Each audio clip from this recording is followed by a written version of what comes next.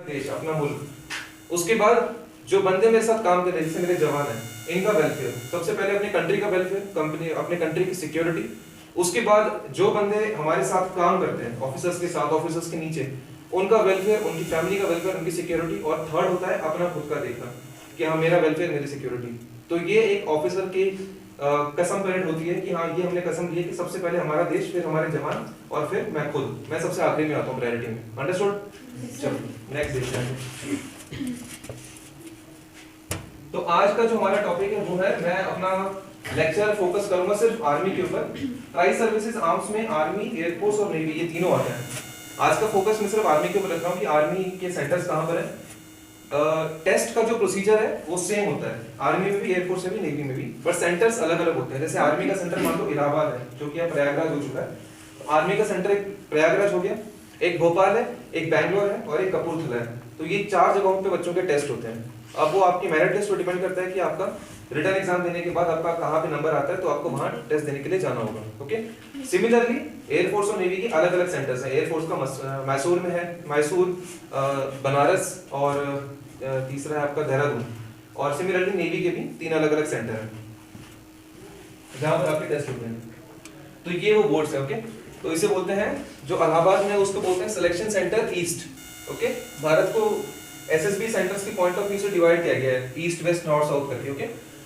तो selection centre east इस योग्य इलाहाबाद में। तो यहाँ पे जो एसएसबी की बोर्ड है, तो अगर आपको ये जो दिख रहा है सामने, इसको आप एक तरह से बिल्डिंग मान लो कि 11 एसएसबी की एक बिल्डिंग है, 14 एसएसबी की एक बिल्डिंग है, 18, 19, 34, इनके सीक्वेंस नंबर दिए गए हैं। ठीक है। Similarly selection centres central Bhopal में, जो कि मध्य प्रदेश की राजधानी है, तो वहाँ पे 2 बोर्ड है हमारे, 20, 21। फिर सिलेक्शन सेंटर साउथ, जो कि बैंगलोर में है, उसके हमारे यहाँ पे 3 बोर्ड है, 12, 17 और 24। और अब रिसेंटली नया खुला है सिलेक्शन सेंटर नॉर्थ, कपूरथला।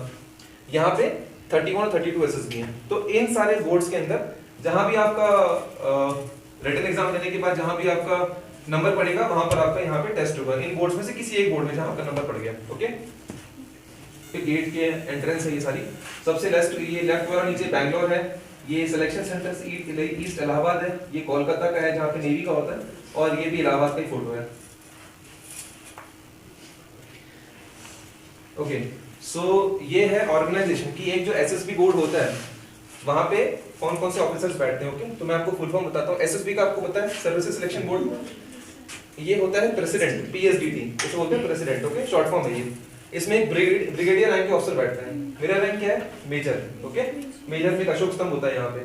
अगर मैं कैप्टन होता तो यहाँ पे 3 सितारे होते हैं दोनों तरफ। मेजर हूँ तो एक अशोक स्तंभ है, और ब्रिगेडियर साहब जो होते हैं उनका एक अशोक स्तंभ और 2 सितारे होते हैं। तो वो प्रेसिडेंट होते हैं। हर बोर्ड का एक प्रेसिडेंट होता है। ओके।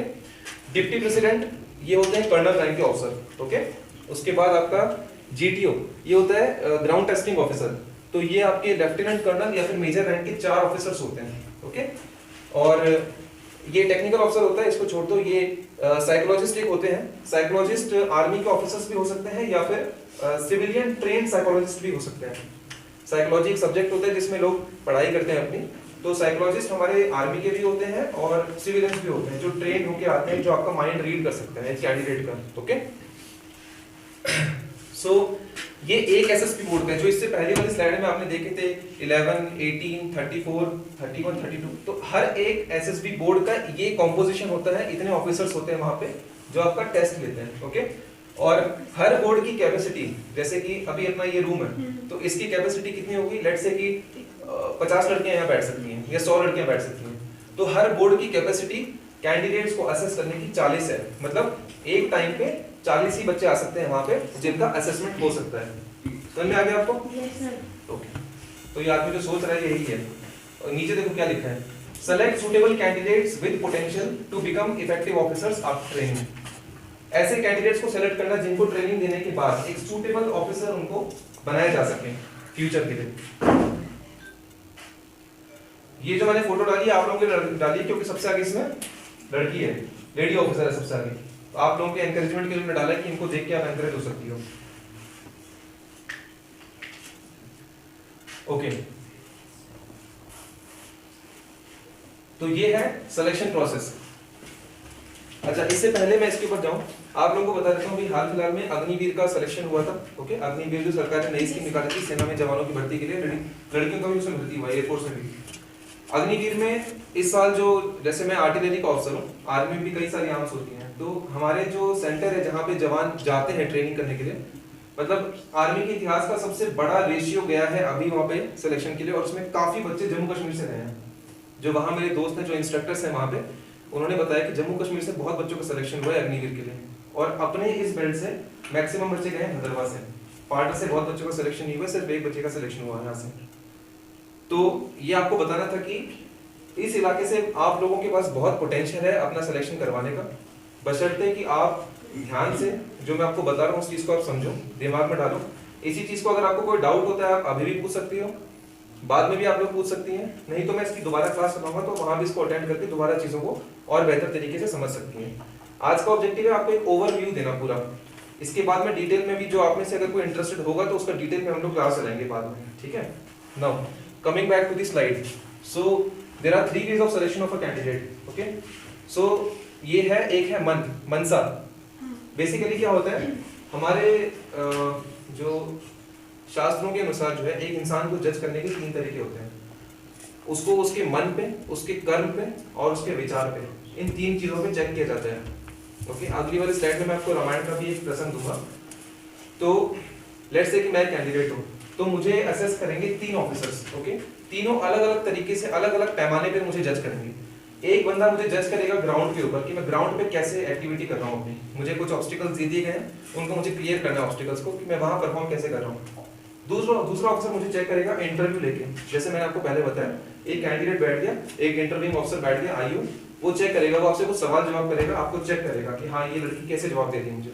ओके, और तीसरा आपको रिटर्न में चेक करेगा, आपको कुछ सिचुएशंस दिए जाएंगे, आपको उसको सॉल्यूशन पेपर पे लिखने पड़ेंगे, और तीसरा बंदा आपको वहां से जज करेगा, क्योंकि उसमें टाइम कम होता है और कम टाइम के अंदर आपका दिमाग एकदम फास्ट काम करता है, प्रेशराइज फॉर्म में आपको रखा जाता है कि 1 घंटे के अंदर इतना सारा काम करना है। तो ये तीनों अफसर अलग अलग चेक करते हैं आपको, ठीक है। सो मनसा होता है मन आपका अनकॉन्शियस माइंड, या मतलब आपका माइंड या फिर अनकॉन्शियस माइंड जो आपको चेक करता है एक आदमी रिटर्न पेपर के ऊपर। तीसरा होता है वचन, मींस इंटरव्यू 1 to 1। तीसरा होता है कर्मा, मनसा वचा और कर्मा, एक्शन। तो third is the action. Ground के ऊपर आपको कुछ ऑब्स्टिकल्स दे दिए जाएंगे, आपको कुछ रिसोर्सेज दिए जाएंगे कि आपको एक लकड़ी दे दिया, एक फट्टा दे दिया और एक रोप दे दिया, उससे आपको बोला कि अच्छा यहाँ से यहाँ आपको पास करना है, पॉइंट ए से पॉइंट बी पे कुछ ऑब्स्टिकल्स हैं, आपको इनको पार करना है। अपना दिमाग लगा के कि मैं अगर फट्टे को यहाँ रखूंगा तो मैं यहाँ से यहाँ पार कर जाऊंगी, इस तरीके से, ठीक है। पढ़ो, आप मन में पढ़ो और इसको समझो क्या लिखा है इस पे।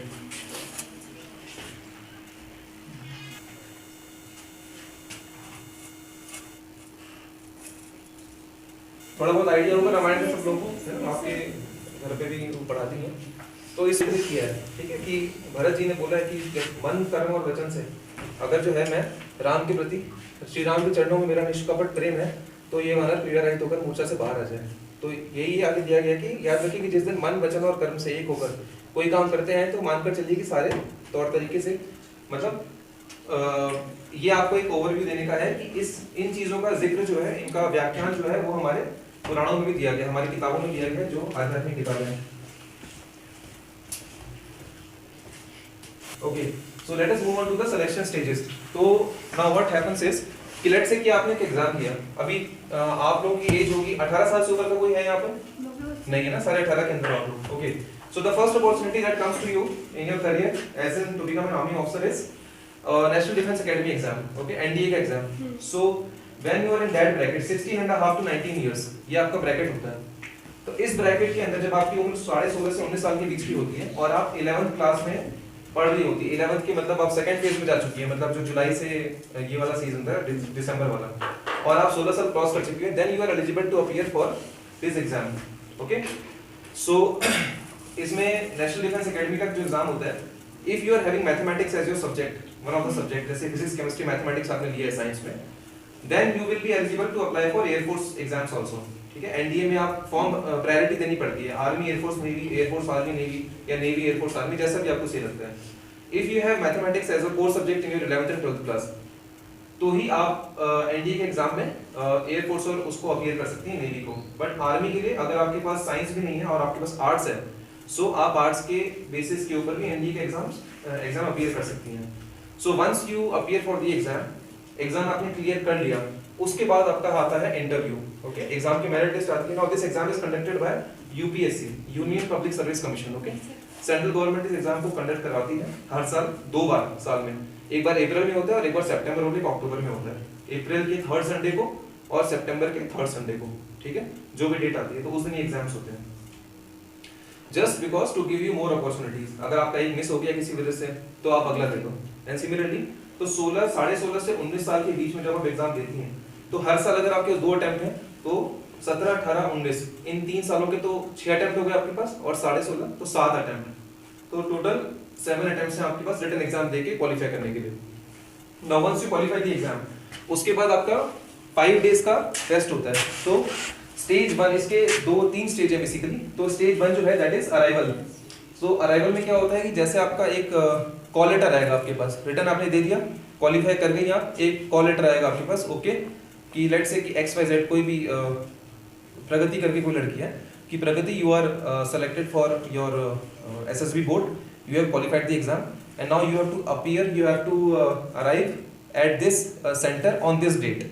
तो जिस दिन आप D1 इज डे 1, जब आप पहुंचे वहां पे अराइवल है आपका, submission of documents, completion of personal information questionnaire, OIR test, perception test, group discussion. अभी क्या होता है, सबसे पहले आपके डॉक्यूमेंट्स का सबमिशन, आपकी 10th की मार्कशीट, आपकी 12th की मार्कशीट, ओके, अगर आप 12th में पढ़ रही हैं तो 10th की मार्कशीट एंड आपका आधार कार्ड, पैन कार्ड, ये सब होता है बेसिक डॉक्यूमेंट्स।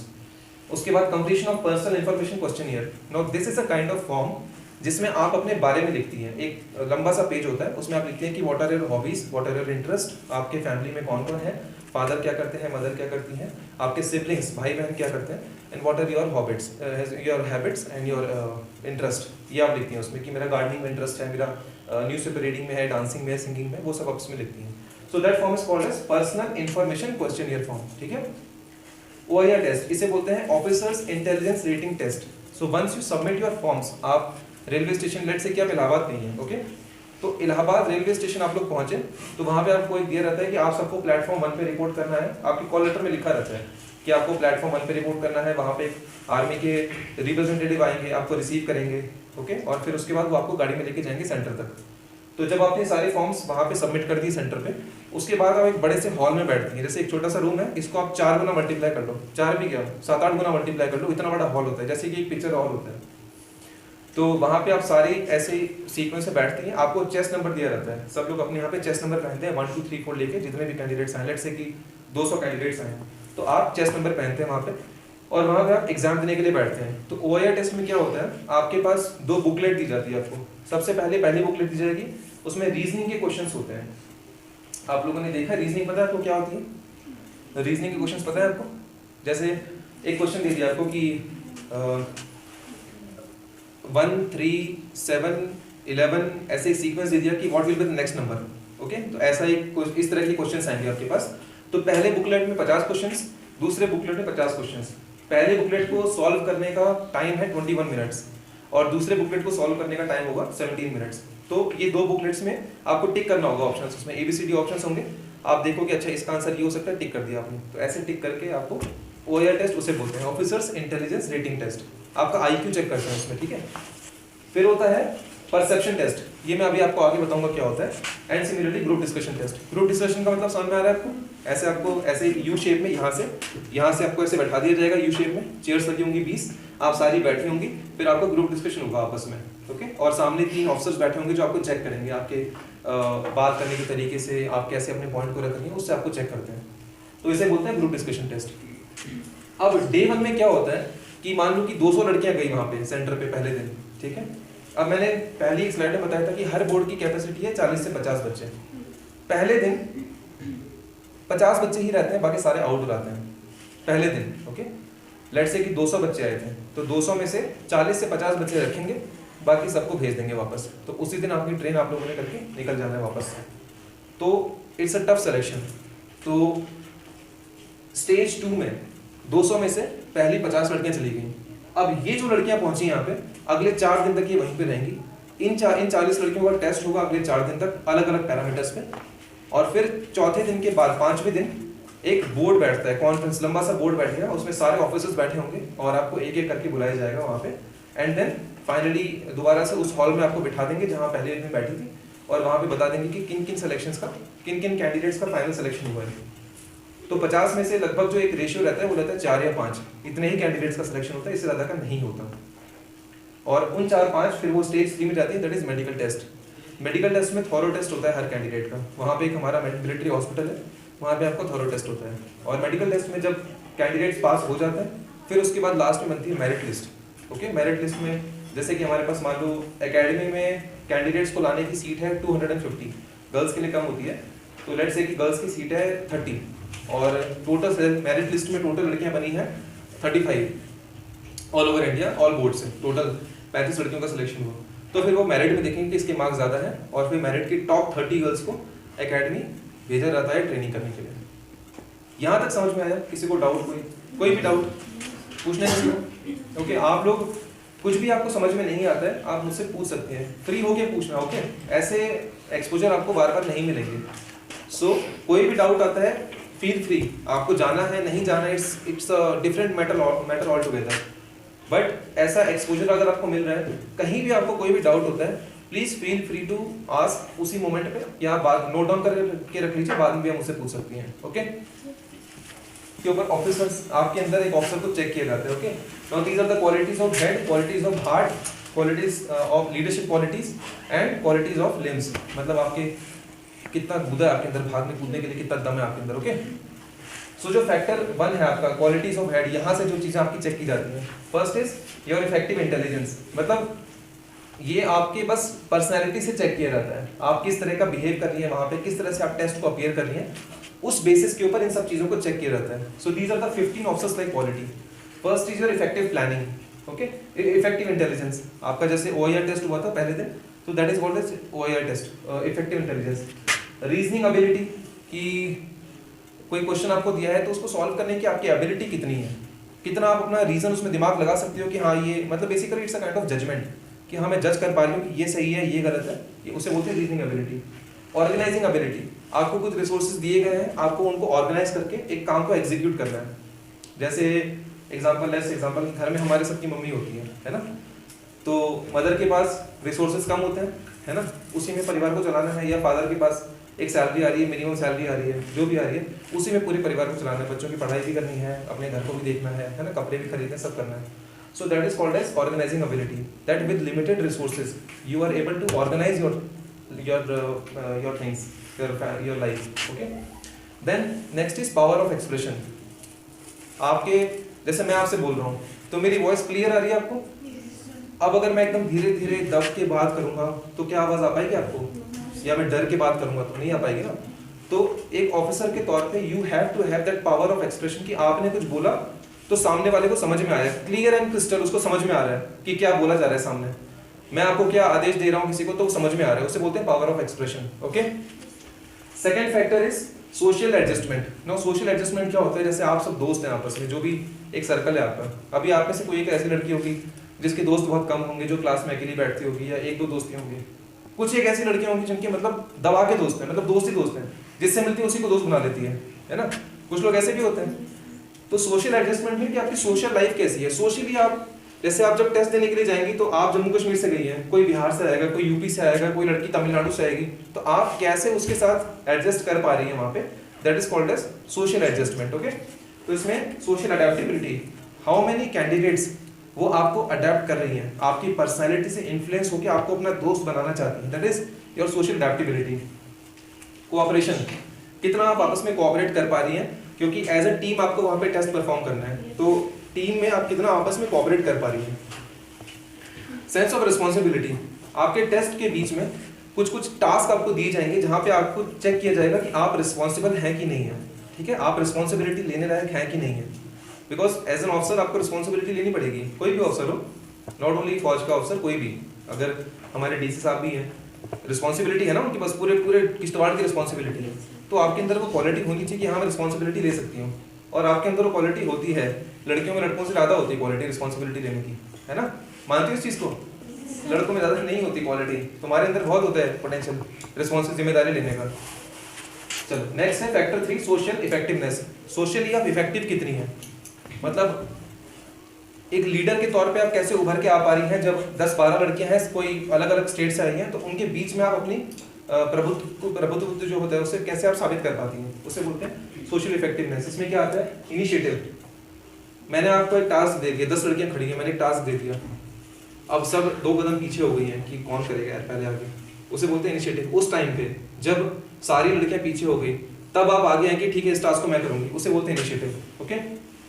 सेल्फ कॉन्फिडेंस बताने की जरूरत नहीं है, वो आपके आंखों से दिख जाता है, आपके बात करने के तरीके से, आपके बॉडी लैंग्वेज से, ये सब चीजें दिखती हैं। सेल्फ कॉन्फिडेंस, आप इंटरव्यूअर के रूम में कैसे आपने गेट खोला, कैसे आप एंटर हो गए, किस कॉन्फिडेंस के साथ आप बैठी, और मैं आपसे एज एन इंटरव्यूअर कुछ सवाल कर रहा हूँ तो किस तरीके से आप उसका जवाब दे रही हैं। It shows your level of confidence. Okay. Speed of decision, आपको टेस्ट के दौरान ऐसी सिचुएशंस दी जाएंगी जब आपके पास टाइम कम होगा और क्वेश्चंस आपको ज्यादा करने होंगे, तो वहां पे आपकी स्पीड ऑफ डिसीजन को देखा जाएगा, क्योंकि आपको डिसाइड करना है। रियल लाइफ में भी अगर आपको पता हो तो हमने बीच में अभी चिट्टों में ऑपरेशंस किए थे, कुछ रेस्क्यू ऑपरेशंस किए थे चिट्टों में, है ना।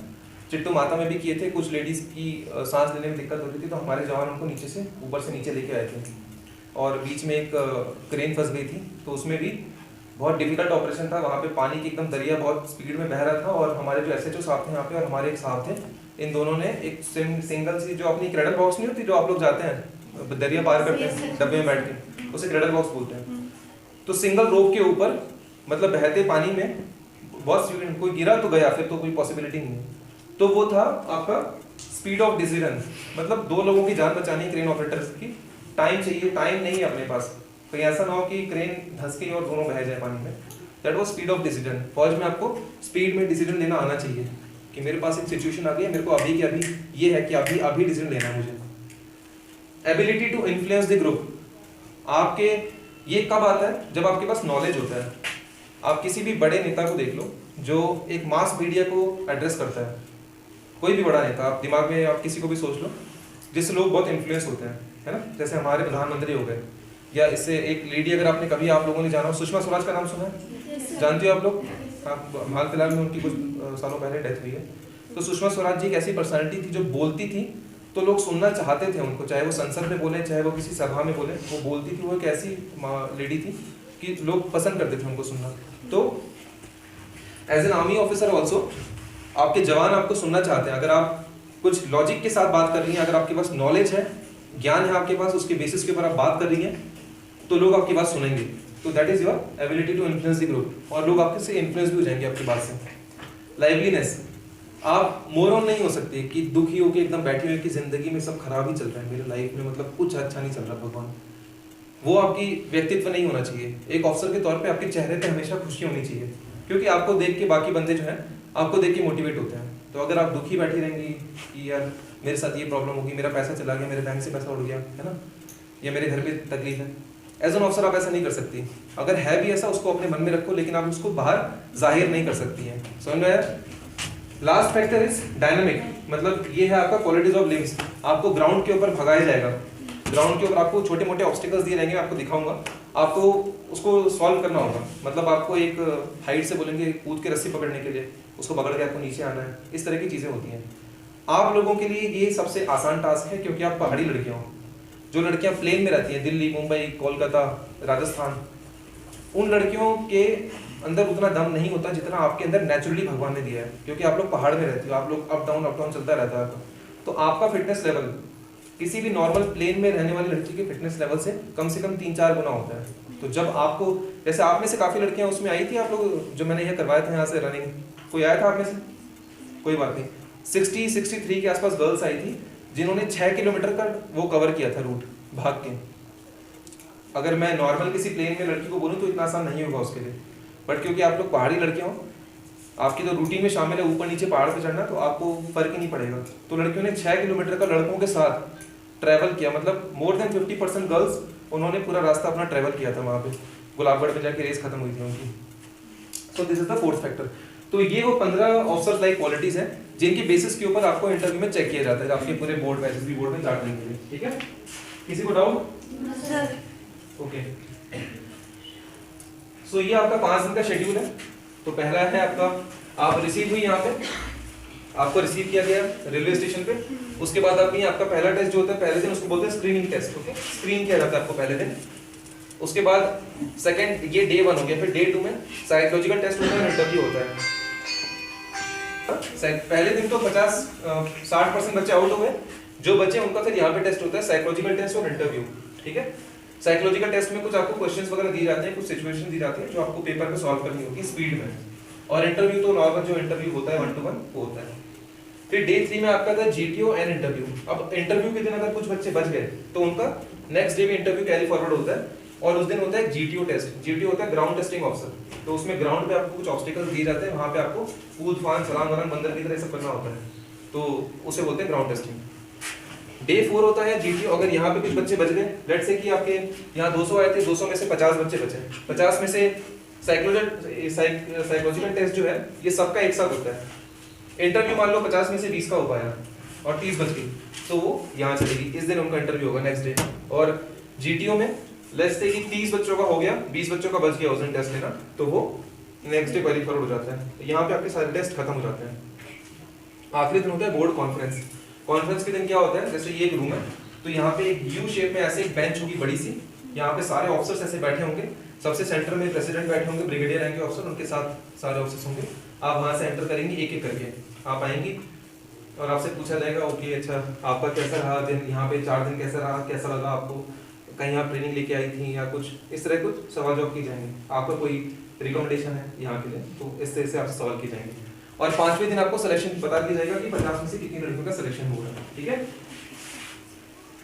सो ये स्टेज 1 है। ये आपको दिख रहा है, एक बड़ा सा हॉल है। थोड़ा सा ये रोशनी यहाँ पे ज्यादा, अगर अंधेरा होता तो और क्लियर दिखता आपको। ये बड़ा सा हॉल होता है, ठीक है। इसके हॉल के अंदर ये चेस्ट नंबर सारे लड़कों ने पहन रखा है और इनका टेस्ट हो रहा है पहले दिन। ये वो वाला टेस्ट है जब आपने रिटर्न एग्जाम दे दिया पहले दिन का, और उसके बाद आपको ग्रुप डिस्कशन के लिए बैठाया गया है, तो ये वो वाला टेस्ट है। यहाँ पे एक ऑफिसर बैठा होगा सामने, लड़के ऐसे बैठे होंगे सारे। आप लोग भी जब जाएंगे तो लड़के ऐसे बैठे होंगे सामने, ठीक है। Okay, so this is the aim of stage 1, to select those candidates who have the potentiality to get recommended in stage 2 and to weed out those who don't have any chance to get through stage 2. Weed out का मतलब है इसको eliminate कर देना, ठीक है। समझ में आ गया? Yes sir. तो डे 1 में आपका ये ऑफिसर्स इंटेलिजेंस रेटिंग टेस्ट मैंने आपको बताया था, 2 सेट्स होंगे, एक दो बुकलेट आपको बेसिकली दी जाएंगी। हर 50 क्वेश्चन होंगे हर बुकलेट में, और आपको इसमें जो आपकी ग्रेडिंग की जाती है, जैसे 50 में से मान लो जिसने 40 से 50 के बीच में सॉल्व किया है उसको ग्रेड दिया जाएगा 1, ठीक है। जिसने 30 से 40 के बीच में ग्रेड 2, फिर सब्सिक्वेंटली 20 से 30 के बीच में ग्रेड 3, 10 से 20 के बीच में ग्रेड 4, ऐसे करके दिया होता है। और जिसने लगभग सारे गलत कर दिए वो ग्रेड 5 में आ गया। तो जो मैंने आपको कहा था टेस्ट, ऐसे टेस्ट होते हैं। देखो जैसे ये टेस्ट दिया गया कि ओके 1 4 9 16 25, अगला नंबर क्या होगा आपका, 10 9 7 4, अगला नंबर क्या होगा। तो इस तरह से आपको टेस्ट दिए जाते हैं। ऐसा ही होगा, देखो listen is to hear as look is to, क्या होगा आप सोचो।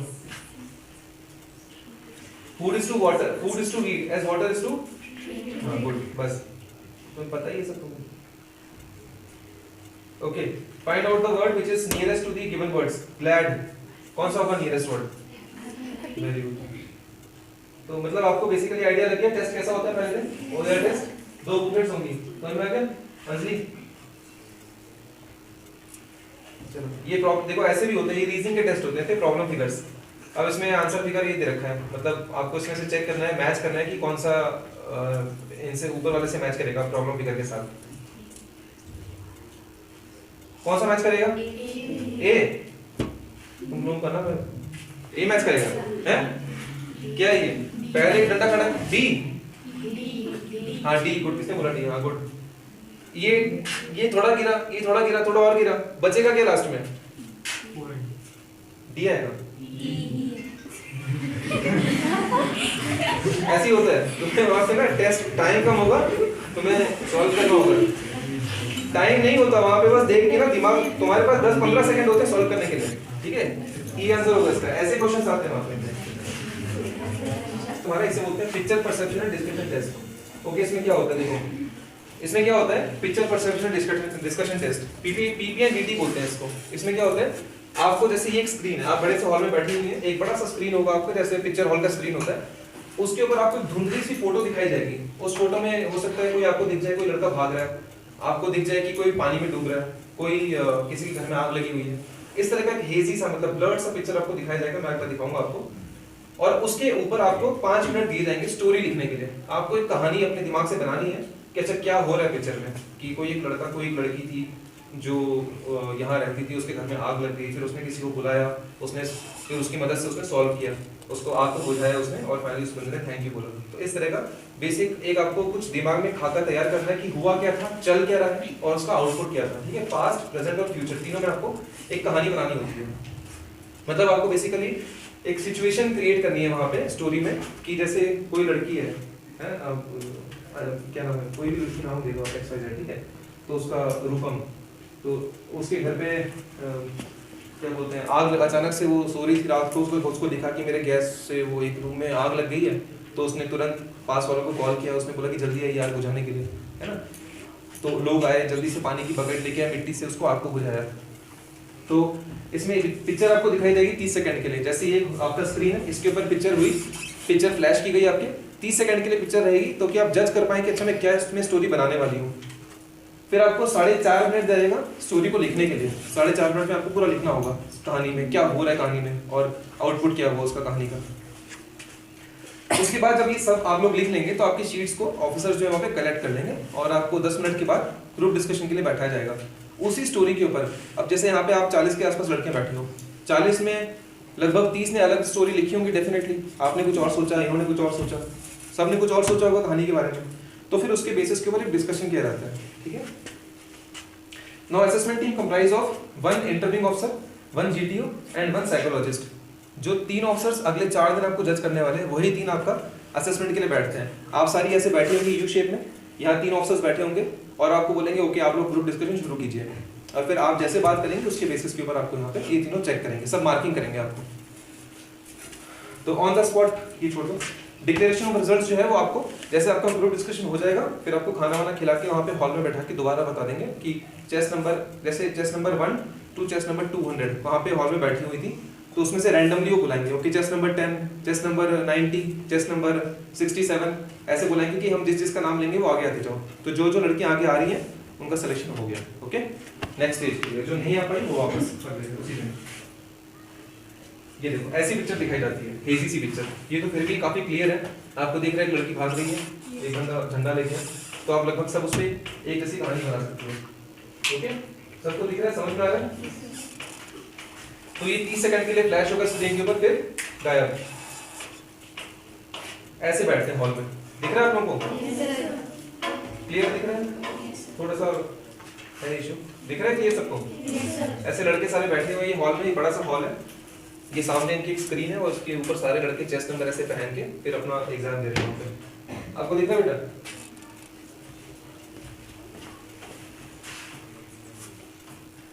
ये है ग्रुप डिस्कशन, ऐसे होता है ग्रुप डिस्कशन।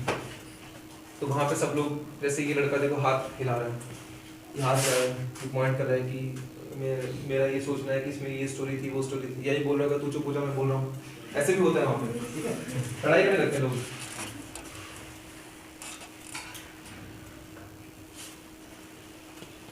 चलो ये छोड़ दो, अब आते हैं स्टेज 2 पे। तो ये आपका पहला दिन था कि पहले दिन में आपका ये दोनों टेस्ट हो गए, आपको फिशर परसेप्शन दिखा दिया और फिर आपका टेस्ट हो गया पहले दिन का। ठीक है, नेक्स्ट आते हैं स्टेज 2। ओके, स्टेज 2 में आपको एक थीमेटिक एप्रिसिएशन टेस्ट होता है, टैट। इसमें जैसे आपने पहले दिन जो स्टोरी लिखी, एक पिक्चर को देखी, ऐसी ही 12 स्टोरीज आपको दिखाई जाएंगी, 12 अलग अलग पिक्चर्स आपको दिखाई जाएंगे और उसके ऊपर आपको कहानी लिखनी होगी। तो अगर एक पिक्चर के लिए 5 मिनट में लिख रही हो तो 12 पिक्चर के लिए क्या 60 मिनट्स, 1 आवर। ओके, तो 1 घंटा आपका इसी में लग जाएगा। आपको पिक्चर फ्लैश होगी, आपने 30 सेकंड देखा, फिर लिखना शुरू किया, जब तक आपने लिखा अगली पिक्चर आ गई, फिर आपने उसको देखा, कहानी लिखी, फिर अगली पिक्चर आ गई, ऐसे करते करते 12 स्टोरीज के ऊपर आपको कहानी लिखनी होगी। तो दिमाग में स्पीड ऑफ डिसीजन, जल्दी चलाना होता है दिमाग। देन आता है वर्ड एसोसिएशन टेस्ट। इसमें क्या होता है, जैसे ये टेस्ट आपका खत्म हो गया तो आपको एक किताब दी जाएगी, उस किताब में कॉलम्स ऐसे बने होंगे, और स्क्रीन के ऊपर 15-15 सेकंड के लिए एक वर्ड फ्लैश किया जाएगा, जैसे फादर, टेबल, है ना, नेशन, इंडिया, स्नेक, नाइफ, ऐसे करके हर 15 सेकंड पे एक वर्ड फ्लैश किया जाएगा बड़ा सा। आपको उसके ऊपर एक स्टेटमेंट लिखना होगा, जल्दी से एक सेंटेंस बनाना होगा आपको उसके ऊपर। आपको जो बुकलेट दी होगी, जैसे आपकी नोटबुक है, जैसे आपकी नोटबुक है, ओके, तो नोटबुक के अंदर ऐसे लाइंस बनी होंगी, सारी 20 लाइन बनी होंगी ऐसे टोटल। तो जैसे ही आपका फ्लैश हुआ एक वर्ड, लेट्स से कि आपका फ्लैश हुआ स्नेक, तो स्नेक के ऊपर आपको एक सेंटेंस बनाना है, तो आपने इस लाइन में लिख दिया। 15 सेकंड के लिए फ्लैश होता है सिर्फ, मतलब 15 सेकंड का पूरा टाइम होता है। 15 सेकंड के लिए वो स्क्रीन पे वर्ड रहता है, और उसी दौरान आपने जैसे देखा स्नेक, तुरंत एक स्टेटमेंट लिख दो। 15 सेकंड के बाद वर्ड चेंज हो जाएगा, फिर उसका जो वर्ड है टेबल, टेबल के ऊपर आपने एक सेंटेंस लिख दिया, है ना। तो ऐसे आपको 60 वर्ड्स आएंगे, फ्लैश होंगे स्क्रीन पे, और आपको जो है उसके ऊपर एक स्टेटमेंट लिखना होगा। थर्ड होता है सिचुएशन रिएक्शन टेस्ट। इसमें आपको सिचुएशन दी जाती है, एक और बुकलेट आपको दी जाएगी, उसमें एक सिचुएशन दे रखी होगी 60, और आपके पास टाइम होगा आधे घंटे का। आपको उस आधे घंटे में अगर आप 60 कर पाएंगे तो ठीक है, नहीं तो जितना आप कर सकते हैं 30, 35, 40, 45, जहां तक आप पहुंच पाओ चलेगा, कोई दिक्कत नहीं है। बट ये आपको सॉल्व करना होता है। अब सिचुएशन कैसी होती है, तो जैसे आप लड़कियां हो तो लेट से कि आपको एक सिचुएशन आ गई कि आप एक पिक्चर हॉल से निकल रही हैं आपकी मदर के साथ, आपके भाभी भी साथ में आपकी, है ना, और आपने देखा कि सामने 10 लड़के जो लाठी लेके आ रहे हैं। अब आप क्या करोगे? इस तरह के सिचुएशंस होते हैं। आपकी मदर बीमार है, आप साइकिल से जो है उनके लिए दवाई लेके जा रही हो, अचानक से एक ट्रक ने पीछे से आपको धक्का मार दिया, आप गिर गई, आप क्या करोगी? तो इस तरीके से आपको उसमें लिखना होता है आंसर्स, इंग्लिश में होता है पूरा वो, तो आपको उसमें आंसर्स लिखने होते हैं। तो ऐसे 60 सिचुएशंस होती हैं, 30 मिनट का टाइम होता है, और आपको उसमें सॉल्यूशन देना होता है उसका कि मैं क्या करूंगी सिचुएशन के लिए, ठीक है। उसके बाद लास्ट टेस्ट होता है आपका सेल्फ डिस्क्रिप्शन। इसमें आपको क्या है 15 मिनट का टाइम होता है।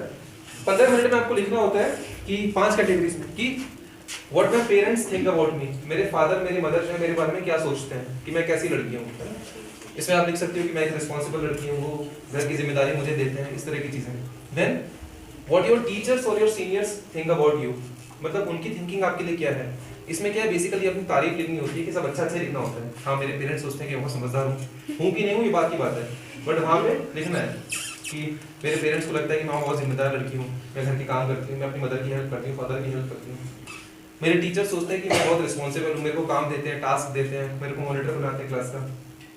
मेरे फ्रेंड्स सोचते हैं कि मैं बहुत हेल्पफुल हूँ, वो मेरे साथ टाइम स्पेंड करना अच्छा उनको लगता है, दोस्तों को, है ना, और वो मेरे पे भरोसा करते हैं कि हाँ यार मैंने इसको बता दिया तो ये बात अपने तक रखेगी। दोस्त इसीलिए होते हैं ना अपने, कि अपने सारे राज को छुपा के रखें, है ना। फिर मैं खुद अपने बारे में क्या सोचती हूँ, ठीक है। 3-4 लाइन में आपको लिखना है कि मैं अपने बारे में क्या सोचती हूँ, कि मैं कैसी लड़की हूँ, कि हाँ मैं एक बहुत करेजियस लड़की हूँ, मेरे में बहुत हिम्मत है, और मैं मेरे सामने जो भी परेशानी आती है मैं सोच समझ के उसका सोल्यूशन करती हूँ। एक जनरल परसेप्शन अपने बारे में कि मैं अपने बारे में क्या सोचती हूँ। लास्ट होता है कि मैं फ्यूचर में अपनी क्वालिटीज में क्या इंप्रूवमेंट करना चाहूंगी, अपनी पर्सनैलिटी में क्या इंप्रूवमेंट करना चाहती हूँ। तो इन 5 कैटेगरीज में आपको 2-3 लाइन पे एक स्टेटमेंट वो लिखना होता है, स्टेटमेंट पैराग्राफ छोटा सा।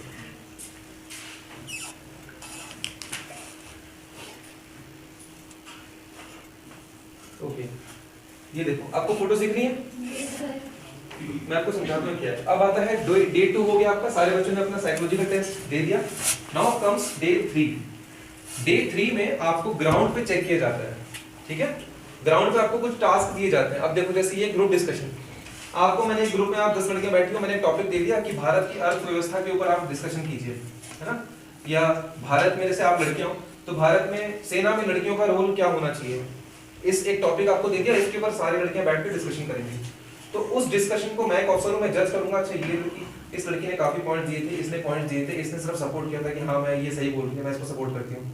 तो उसके बेसिस पे मैं चेक करूंगा कि यार इस लड़की में पोटेंशियल है, ये अच्छे पॉइंट दे रही है। तो ग्रुप डिस्कशन वहां पर होता है, इसे बोलते हैं ग्रुप प्लानिंग एक्सरसाइज। इसमें क्या होता है, अगर आपको थोड़ा साफ, आपको दिख रहा है पीछे वालों को साफ आपको, अच्छा इसमें क्या होता है, जैसे सारे लड़के बैठे हुए हैं चेयर पे, सामने एक बड़ा सा बोर्ड रखा होता है, ठीक है। ये बोर्ड दिख रहा है सबको? अंजलि दिख रहा है बोर्ड? दीपिका? नाउ आपके पास ना एक पेपर दिया जाएगा सारे बच्चों के पास, उसमें लिखा होगा कि ओके आप 10 बच्चों का ग्रुप एक पॉइंट ए से पॉइंट बी की तरफ गाड़ी में जा रहा था, और अचानक से आपने देखा कि एक बंदे का रोड पे एक्सीडेंट हो रखा है, उसके सर से खून निकल रहा है। इतने ही दौरान आपने वहाँ पे गाड़ी रोकी उसकी हेल्प करने के लिए। इतने में एक बंदा भागते भागते है कि भाई मैंने कुछ लोगों को रेल की पटरी के पास कुछ हथियार लेते हुए जाते हुए देखा है, वो फौजी नहीं लग रहे थे। फिर एक और बंदा सिविलियन आपके पास आ गया भागते भागते कि भाई मेरी बकरी चोरी हो गई, मेरी हेल्प करो, है मेरी बकरी भाग गई। फिर एक चौथा बंदा आ गया कि भाई हमारे पास वाले जंगल में आग लग गई है। तो अब आपके पास मतलब उस पेपर में लिखा होगा कि आप 10 लड़कों के पास 10 लड़कियों के पास ये 3-4 चीजें अचानक से आ गई हैं। ओके, अब आपको प्लान करना है कि हम लोग कैसे इसको सॉल्व करेंगे। तो हर लड़की ने एक ये पेपर, हर लड़कों के पास एक पेपर, एक फ्लिप पैड है, उसके ऊपर वो अपना सॉल्यूशन लिखेगा या लिखेगी हर लड़की कि ओके ठीक है, मेरे सामने 4 सिचुएशंस हैं कि एक बंदे के सर से खून निकल रहा है, एक की जंगल में आग लगी है कहीं पे, पटरी पे कुछ लोग रेलवे पटरी को शायद उड़ाने के लिए जा रहे हैं, आतंकवादी हो सकते हैं, और चौथा कि किसी की बकरी भाग गई है। तो आपको प्रायोरिटाइज करना है, सिचुएशन को पेपर में लिखना है और लिख के कि हाँ इसका हम अपने ग्रुप को 2 में डिवाइड करेंगे, 3 में डिवाइड करेंगे, और 2 लड़के यहाँ जाएंगे, 2 लड़के यहाँ जाएंगी, 3 लड़के यहाँ जाएंगी। इस तरीके से आपको इन 4 सिचुएशंस का सॉल्यूशन देना होगा पेपर पे। और जैसे आपका हो जाता है 10 मिनट का टाइम आपको दिया जाता है लिखने के लिए कहानी उसके ऊपर कि आप कैसे इसका सॉल्यूशन करोगे। और फिर उसके बाद ये सारे लिखने के बाद फिर आपका यहाँ पे ग्रुप डिस्कशन होता है, ओके, कि सारे आपस में डिस्कस करते हैं। Now this is called as progressive group task। अब मैंने जो आपको पहले कहा था कि आपको कुछ रिसोर्सेज दिए जाएंगे, कुछ ऑब्स्टिकल्स आपको दिए जाएंगे। इससे देखो इसमें क्या है कि ये कुछ आपको जो व्हाइट और ब्लू में दिख रहे हैं ना, ये एक आर्टिफिशियल ऑब्स्टिकल्स हैं। आर्टिफिशियल ऑब्स्टिकल का मतलब है एक स्ट्रक्चर बना दिया, मान लो जैसे कोई लकड़ी का स्ट्रक्चर बना दिया, आपको उसके ऊपर से कूद के जाना है या किसी चीज की मदद से उसको पार करना है। तो ये फट्टा है, लड़के 2 लड़के फट्टा लगा रहे हैं यहाँ पे, इनके पास एक रस्सी भी होगी और एक बल्ली होगी गोल सी। तो इन तीनों चीजों की मदद से एक ग्रुप को आपको लेके पार करना है। और रियल लाइफ में इसका एग्जांपल क्या है कि मान लो जैसे आपातकाल आ जाता है, सेना बहुत जगहों पर जाती है, जैसे बाढ़ आ गया कहीं पे, तो वहां पे रिसोर्सेज उतने नहीं होते जितना एफर्ट की रिक्वायरमेंट होती है और जितना प्लानिंग करना पड़ता है कि आपके पास कम सामान है और आपको लोगों की जान बचानी है। ये रियल लाइफ एग्जांपल मैं आपको बता रहा हूँ। जम्मू कश्मीर में फ्लड आया था तो आर्मी आई थी वहां पे बचाने के लिए लोगों को, है ना। तो उस तरह की सिचुएशंस को यहाँ पे बेसिक आपका दिमाग चेक किया जाता है कि छोटे छोटे सिचुएशंस को आप कैसे सॉल्व करोगे, ठीक है। तो ये रिसोर्सेज की, कम रिसोर्सेज की मदद से आपको काम करना होता है। और ये होता है ग्रुप ऑब्स्टिकल रेस। ये लास्ट का रेस होता है। इसमें क्या होता है, एक लंबी सी रस्सी आपको दी जाती है, उसको पकड़ के सबको भागना होता है, सारे लड़कों को, सारे लड़कियों को एक साथ। और ये छोटे मोटे ऑब्स्टिकल्स होते हैं, जैसे ये इसके ऊपर चढ़े और यहाँ से पार हो गए तो सबको पार होना है एक साथ। तो ऐसे एक लास्ट में रेस होता है। तो ये टेस्ट होते हैं जो ग्राउंड पे आपके किए जाते हैं, फिजिकल टेस्ट, जहाँ पे आपकी लंग्स की कैपेसिटी देखी जाती है कि आप भाग दौड़ के कितना कर लोगे। ये भी ऐसे, ये तुम्हें दिख रहा है, ये सारी लड़कियां हैं यहाँ पे, ये सब गर्ल्स हैं, ये सारी गर्ल्स हैं। ये फोटो मैंने आपके लिए डाली ताकि आप बेहतर कोरिलेट कर पाएंगे गर्ल्स से। लड़कों को देख के रिलेट करना उतना आसान नहीं होता। ये भी कुछ टेस्ट होते हैं बीच में ग्राउंड पे, इसे बोलते हैं लेक्चर देना। आपको अचानक से एक पर्ची पकड़ा दी जाएगी, बोलेंगे कि अच्छा ठीक है आपके पास 2 मिनट का टाइम है, आपके पास 2 मिनट का टाइम है, इसको पढ़िए आप। और जो भी 4 टॉपिक आपको दिए जाएंगे, मान लो पहला टॉपिक दे दिया कि इंडिया चाइना रिलेशंस या इंडिया पाकिस्तान रिलेशन, दूसरा आपको टॉपिक दे दिया माय फेवरेट बुक, तीसरा दे दिया कि माय फेवरेट हॉबी, और चौथा कुछ और टॉपिक दे दिया। आपको 2 मिनट का टाइम होगा चूज करने के लिए कि अच्छा मैं किस टॉपिक के ऊपर 2 मिनट खड़े होकर बोलूंगी। 2 मिनट का टाइम होता है बोलने का, 2-2.5 मिनट का, उसमें आपको बोलना होता है। तो और 2 ही मिनट का टाइम होता है सोचने का। तो जब तक ये लड़का सोच रहे, सरदार जी जो सोच रहे हैं यहाँ पे, जैसे मैं दूसरा कैंडिडेट हूँ, तो मैं पर्ची ले गया साइड में, मैंने देखा अच्छा मैं किसके ऊपर बोलूंगा, मैं इंडिया चाइना रिलेशन के ऊपर बोलूंगा, तो मैं कैसे बोलूंगा, अच्छा मैं ऐसे बोलूंगा, ऐसे बोलूंगा, सोच लिया आपने। उसके बाद जैसे इसका खत्म हुआ, 1 घंटी बजेगी, तुरंत आपने आना है यहाँ पे और खड़े होकर सबको लेक्चर देना है आपने कि अच्छा मेरा टॉपिक जो मैंने चूज किया है वो ये है, इसके ऊपर मेरे ये विचार है, लेक्चर आपको देना है वहाँ पे। तो इसे बोलते हैं लेक्चरिंग, ओके। ये भी ग्राउंड का एक टास्क है। ये आपको जो दिख रहा है सबऑर्डिनेट्स लिखा है, मैंने वहाँ कमांडर लिखा है, तो ये बंदा कमांडर है। जैसे कि आपका 10 का ग्रुप होता है। अच्छा, आप जब दूसरे दिन सेलेक्ट होती है, पहले दिन आपका जब सिलेक्शन हो जाता है तो 50 लड़के हो जाते हैं, उनको 10-10 के ग्रुप में बांट दिया जाता है। तो हर 10 ग्रुप का एक साथ टेस्ट होता है पूरे ग्रुप का, ताकि आपको ग्रुप के बेसिस पे असेस किया जा सके। तो लेट्स से कि आपके ग्रुप में 10 लड़कियां हैं, अब हर लड़की को एक बार कमांडर बनाया जाता है कि अच्छा आप कमांडर हैं और आपको अपने ही ग्रुप में से 2 लड़कियों को सेलेक्ट करना है एज योर सबऑर्डिनेट, और आपको उनसे काम करवाना है। काम करवाना है एज की सिमिलरली एक ऑब्स्टिकल आपको दे रखा है यहाँ पे, आप कमांडर हैं, आपके पास 2 सबऑर्डिनेट्स हैं, उनकी मदद से आपको इस ऑब्स्टिकल को पार करना है। क्लियर है? इस ऑब्स्टिकल को आपको पार करना है। अब वहां पर आपको क्या करना है, आपको एक कमांडर के तौर पे लीड करना है, आपको उनको डायरेक्शन देना है। ओके, चेस नंबर आप एड्रेस करोगे चेस नंबर से, नाम से नहीं वहाँ पे, है ना। तो ऐसे मैं चेस नंबर 2 हो गया, मेरे साथ चेस नंबर 4 और चेस नंबर 10 है, तो मैंने बोला okay chest number 4 pick up the बल्ली, chest number 10 pick up the फट्टा एंड प्लेस दिस फट्टा on this place, you use the rope tie the फट्टा विद द बल्ली with rope and then cross the obstacle. तो इस तरीके से मैं एज अ कमांडर मैं आदेश दूंगा वहां पे टास्क को एग्जीक्यूट करने के लिए। समझ में आ रहा है आपको? हाँ, तो इसे बोलते हैं कमांड टास्क। और ये इंडिविजुअल टास्क है, ये देखो आपको ऐसा टास्क मिलेगा, देख लो उसको ध्यान से। यहाँ से चढ़ के जाना है, इसे बोलते हैं बर्मा ब्रिज। यहाँ से चढ़ के जाना है, फिर एक ऊपर होगी रस्सी और नीचे होगी रस्सी, तो आपको उसको ऐसे ऐसे पकड़ के ऐसे ऐसे करके क्रॉस करना होता है, ऐसे ऐसे करके, ठीक है, ऐसे करके। फिर दूसरे छोर पे आप लोग पहुंची, यहाँ पे या तो अब रस्सी से उतर जाना है, एक रस्सी लगी होती है यहाँ पे, या तो अब रस्सी से पकड़ के नीचे उतर जाओ, या फिर आप सीढ़ी से नीचे उतर जाओ, ठीक है। तो इस तरह के टास्क होते हैं वहाँ पे जो आपको करने होते हैं। और ये जैसे मैं आपको बोल रहा था, इस लड़के को बोला गया कि आपको यहाँ से चढ़ना है, इसके ऊपर सामने एक रस्सी टंगी हुई है, लगभग हाथ की दूरी पर होता है। जैसे मैं एक प्लेटफॉर्म पे खड़ा हो गया, जैसे बेंच हो गया, बेंच पे खड़ा हो गया और हाथ की दूरी पे एक रस्सी होगा, लगभग जमीन से, इसकी हाइट होगी जमीन से लगभग 3 मीटर। जैसे मेरी हाइट है 1.86 मीटर, तो मेरे से आप इस हाइट पर होगा यहाँ पे। तो यहाँ तक बंदा चढ़ के खड़ा हो गया, रस्सी टंगी होगी सामने, ऐसे जंप करके उसको पकड़ना है और फिर धीरे धीरे करके उससे नीचे आना है, ठीक है। ये वो टास्क होता है ये वाला। 2 टेस्ट आपके हो गए, ग्राउंड वाले हो गए और आपका रिटर्न हो गया। ये इंटरव्यू है आपका, तो इंटरव्यू की फोटो है, वो लड़की बैठी हुई है यहाँ पे, एक लड़का बैठा हुआ है। तो ये ऐसे इस तरह से आपका इंटरव्यू होता है। इस लड़की ने, आप देखो, एक ये चेस्ट 10 नंबर इसका चेस्ट नंबर है, इसने चेस्ट नंबर पहन रखा है, सामने एक ऑफिसर है, ये इंटरव्यू ले रहा है इसका बच्चे का, ठीक है, सवाल जवाब कर रहा है उससे। अच्छा, आप अपने बारे में बताइए, अपनी फैमिली के बारे में, इस तरीके की चीजें।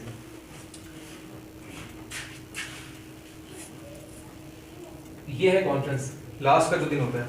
जैसे मैंने आपको बताया कि आखिरी के दिन ऐसे सारे ऑफिसर्स बैठे होंगे और आप एकदम यहाँ सामने बैठे होंगे इसके चेयर के सामने, और ये सारे ऑफिसर जो है ये सबसे सेंटर में होते हैं। इनमें से कोई एक जो होगा वो प्रेसिडेंट होगा बोर्ड का, और एक वो दूसरा डिप्टी प्रेसिडेंट, और ये बाकी सारे वो ऑफिसर्स होते हैं जिन्होंने आपका टेस्ट किया होता है, टेस्ट लिया होता है, ठीक है। तो ये आपसे छोटे मोटे सवाल पूछेंगे, ओके आपका स्टे कैसा रहा, आपको 4 दिन कैसा लगा यहाँ पे, कोई सुझाव आप देना चाहती हैं, तो उस तरीके से बेसिक एक सवाल जवाब करेंगे आपसे। और ये होने के साथ आपका टेस्ट यहाँ खत्म हो जाता है। इसके बाद आपको लंच कराया जाता है, वहाँ पे लंच करा देंगे आपको, और फिर उसके बाद जो है आपको दोबारा से हॉल में बैठा कर आपका फाइनल रिजल्ट बता दिया जाएगा कि 50 में से chest number 10, chest number 19, chest number 31, ऐसे करके 2-3 का सिलेक्शन करके बता देंगे कि इनका सिलेक्शन हो गया है। और फिर वो जो लड़कियां उस दिन बचेंगी वो चली गई वापस अपने घर ट्रेन पकड़ के, और जिनका सिलेक्शन हो गया अगले 7 दिन फिर उनका मेडिकल होता है वहाँ पे। मेडिकल में थॉरो का ECG वगैरह सब लिया जाएगा, थॉरो टेस्ट होते हैं, लेडी ऑफिसर भी आपका मेडिकल करेगी वहाँ पे। और फिर उसके बाद मेडिकल के बाद अगर आप उसमें फिट होती हैं तो देन आपको इंतजार करना है बस मेरिट लिस्ट आने का। लगभग जो लड़कियां फिट होती हैं उन सब का सिलेक्शन हो जाता है लगभग, ऐसे बहुत रेयर केस होता है कि आपका सिलेक्शन ना हो पाए, है ना। तो ये है जो आपका पूरा एक ऑफिसर के लिए अगर आप जाती हैं सिलेक्शन के लिए, तो ये पूरा तरीका होता है इंटरव्यू का जो मैंने आपको अभी तक बताया। यहाँ पे जाने के लिए, इंटरव्यू फेस करने के लिए आपको जो एग्जाम देना है वो होता है रिटन एग्जाम आपका NDA का, उसे बोलते हैं नेशनल डिफेंस एकेडमी, ओके।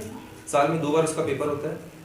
आप में से कोई भी लड़की इंटरेस्टेड है अगर रिटन एग्जाम देने के लिए, ओके, जैसे आप लोग अभी 9th-10th के बच्चे सारे मैक्सिमम यहाँ पे 9th-10th वाले हो, 11th-12th क्लास में आपका लगभग एग्जाम होगा आपकी एज के हिसाब से। सो जब आप 12th में जाती हो, सो